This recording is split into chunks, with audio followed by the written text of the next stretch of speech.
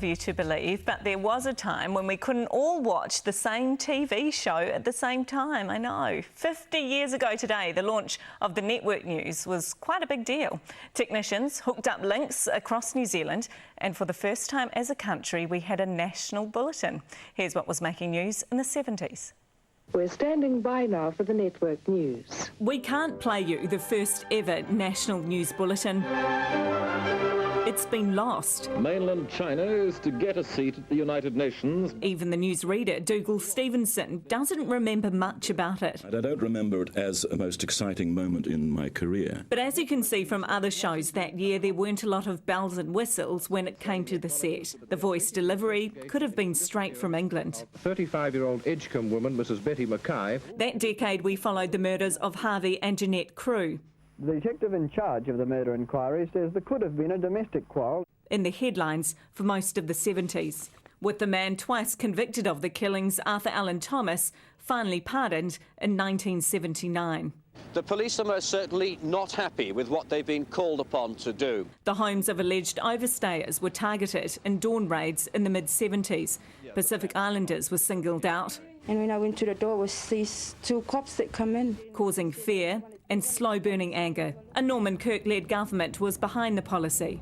2 weeks ago today, the Prime Ministership of Norman Kirk ran full course. The Prime Minister died in 1974 after just 2 years in office. It's been confirmed that there are no survivors from the DC-10 crash in Antarctica. These images remain a powerful reminder of our worst air disaster. They say the only piece of the plane that's intact is part of the tail. All 257 people on board died on the scenic flight to Mount Erebus. I am Elizabeth Alice Louise. By now, we were able to see world events on the day they happened. The first live international broadcast was Princess Anne's marriage to Captain Mark Phillips in 1973. It meant the horrors of the Munich Olympics and the Vietnam War were brought much closer to home. 2 trucks and a bus accompanied the marchers. From heartache to the nation's changing identity. 80-year-old Fina Cooper led a hikoi from the far north to Parliament in 1975 over the loss of Māori land. You can see now that I'm really worn out.